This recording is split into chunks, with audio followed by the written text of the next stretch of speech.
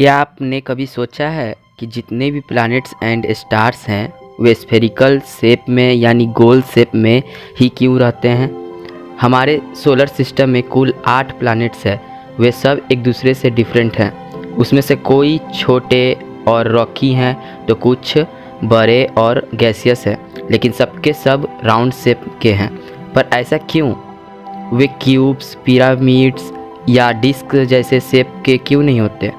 मैं इस वीडियो में आगे इसी का जवाब बताऊंगा, तो वीडियो के इन तक बने रहिए।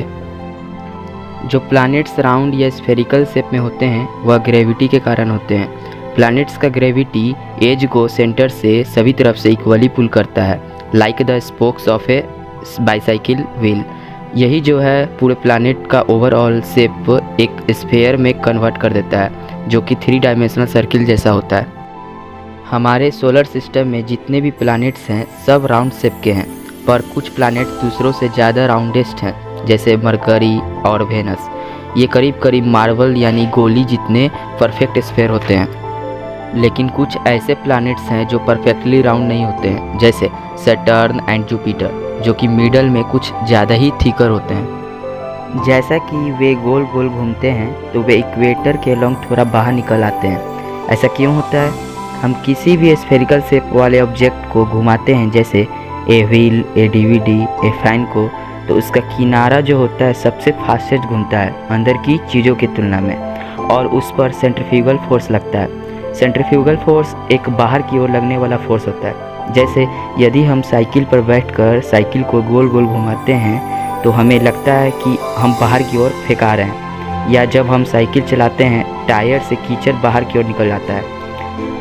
उसी तरह एक प्लैनेट के अंदर ग्रेविटी चारों ओर प्लैनेट के एज को होल्ड किए हुए रहता है, पर स्पिन के कारण एज एक टायर से उड़ते हुए कीचड़ की तरह बाहर निकलना चाहता है। Saturn and Jupiter are really big and spinning really fast, लेकिन ग्रेविटी दोनों को एक साथ पकड़े रहता है। इसी कारण वे बीच से बल्ज आउट हो जाते हैं, बाहर निकल जाते हैं। इसी एक्स्ट्रा चौड़ाई को हम इक्वेटोरियल बल्ज कहते हैं। सैटर्न जो होता है वह बाकी प्लैनेट से सबसे ज़्यादा बल्ज आउट होता है। अगर हम उसके पोल टू पोल डायमीटर को इक्वेटर के अलोंग डायमीटर को कंपेयर करेंगे तो यह सेम नहीं होगा। Saturn is 10.7% thicker around the middle और Jupiter is 6.9% thicker around the middle. ये थोड़ा बास्केटबॉल जैसा रहते हैं। ऐसे कोई भी प्लैनेट एंड स्टार कोई भी परफेक्ट स्फेयर की तरह नहीं रहता है। वह थोड़ा सा ज़रूर बीच में थिकर रहता है। तो आपको ये प्लैनेट के बारे में फैक्ट पता था? यदि नहीं पता था तो कमेंट में ज़रूर बताएं और मेरे चैनल को ज़रूर सब्सक्राइब कर दें।